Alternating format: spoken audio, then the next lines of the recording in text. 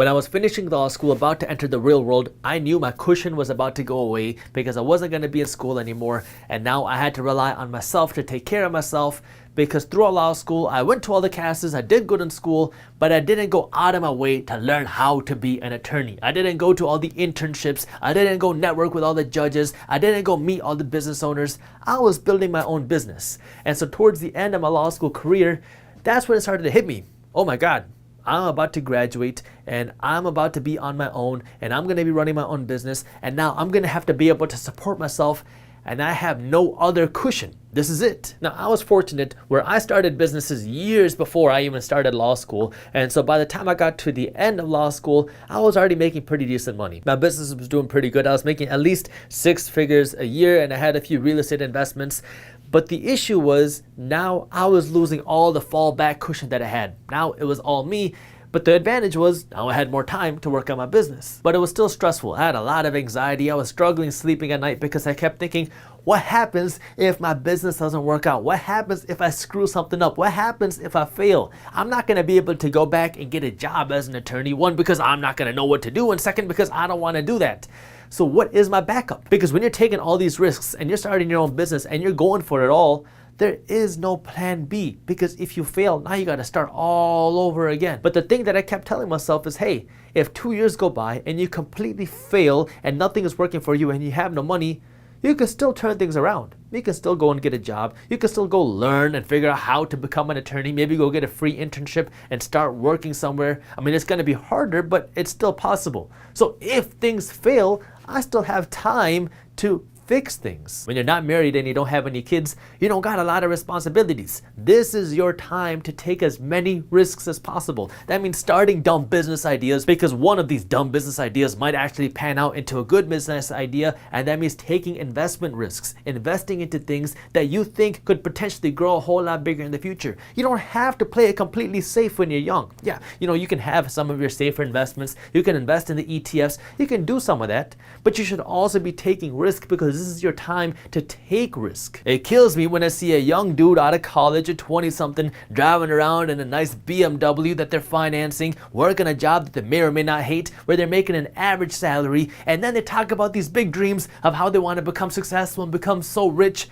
But the reality is your actions have to match your goals, because right now you are throwing your money away on these liabilities that are not doing anything for you. This is the time that you have to take risks. Get rid of all these liabilities. Get rid of the fancy car. Get rid of the brand name stuff for a little while and invest this money in you. If you have a business idea, go for it. If you want to make an investment, go for it. This is your time to do something. Look, I don't say any of this to brag. I'm saying this to get a point across, because you're not going to get any younger and your responsibilities are only going to grow as you get older. So this is the time to take risks. The first time I made 6 figures, I was in school and I was driving around in a beat up car probably worth $500. The first time my business made $1 million in a year, I was still in my 20s and I was still driving that beat up car worth $500, because I wanted to invest everything I had back into myself, because this was my time to really build, grow, and take risks. It's tough because when you're in your 20s, you want to flex and you want to enjoy your youth, right? You want to go to the club, you want to drive the nice car, you want to go to the parties, and you want to go on the nice vacations, show off all your friends, show your cool life off on Instagram.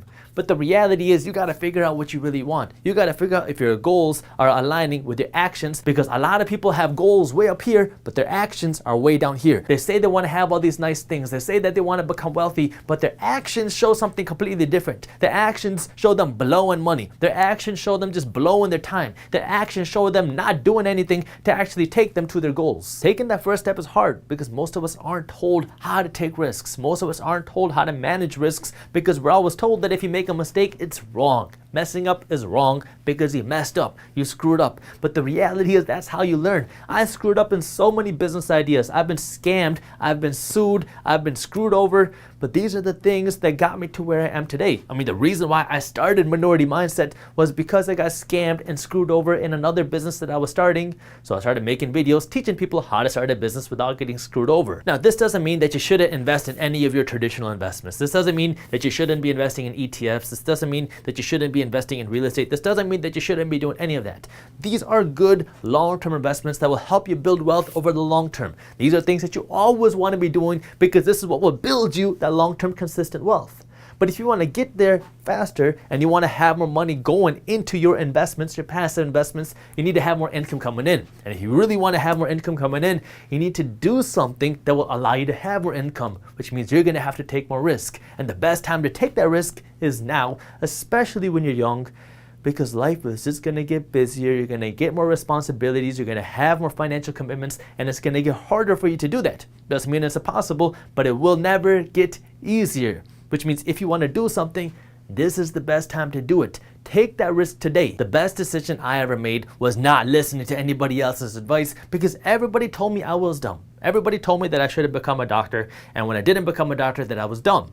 Then when I went to law school, everybody told me that I should have focused harder in my classes. Everyone told me I should have got good internships. Everyone told me that I should have gone and worked for a good attorney after I graduated, but I didn't listen because I wanted something different. I didn't listen to everyone around me, and it was hard because everybody kept telling me how dumb I was, but I knew I wanted something different. I wanted something that most people could not understand. I wanted something that the majority of people could not see.